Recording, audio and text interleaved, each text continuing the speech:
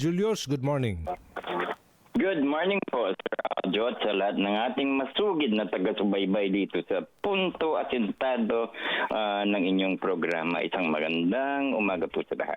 Kailan po ito ipatutupad, boss? Itong multa na walang RFID at insufficient ang load ng kanilang card at magkano?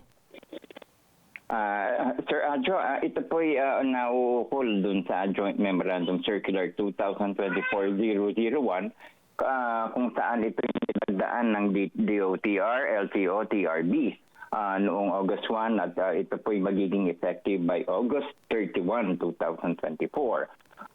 Nais po sana natin ipabatid na ang layunin nitong Joint Memorandum Circular na to ay magkaroon ng smooth flow of traffic sa mga RFID lanes natin sa mga expressways by encouraging the proper and responsible use ng ating mga RFID subscribers, ETC users natin sa expressways.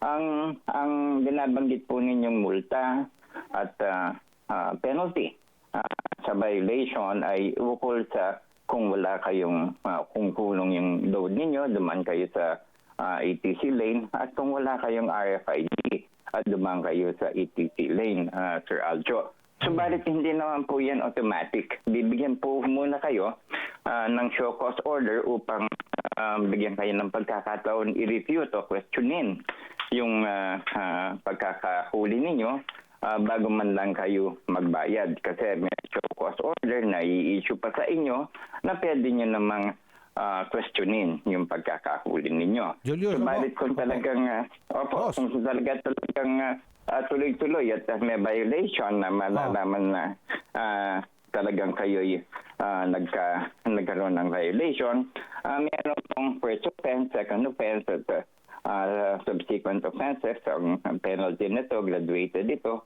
At ang simula po dun sa walang ETC is 1,000 for the first offense, 2,000 sa second offense, at 5,000 sa mga succeeding offenses. Doon naman sa walang insufficient load, that's full load, 500. Ang first, second is 1,000, at 2,500 naman po, subsequent offenses po.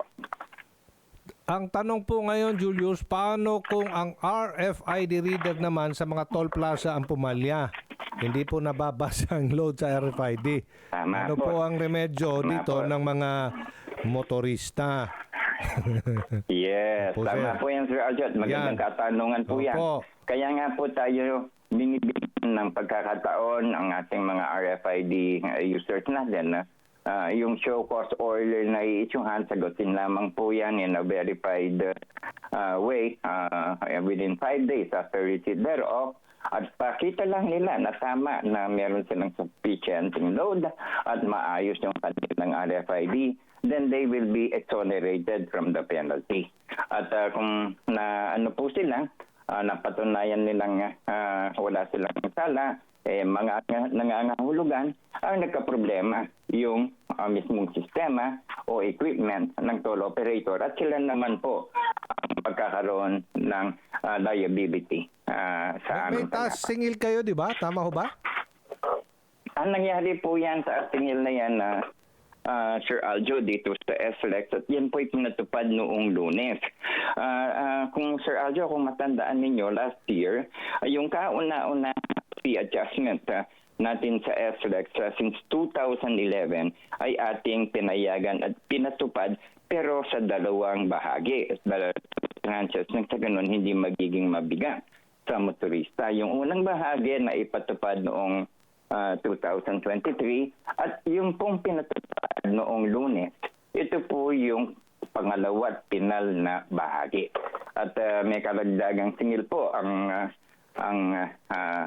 SLEX niyan simula Lunes, at ang karagdagang singil na kanilang kinukolekta sa ngayon is for those traveling from Calamba to Calamba, 10 pesos, 20 pesos, 30 pesos for class 1, 2, and 3 respectively. Doon naman sa Calamba, Santo Tomas is 2 pesos, 6 pesos, 8 pesos for class 1, 2, and 3 respectively. Sige Sir po. Aljo. Thank you po, Ginoong Julius Corpus, ang tagapagsalita ng TRB, Toll Regulatory Board. Thank you po.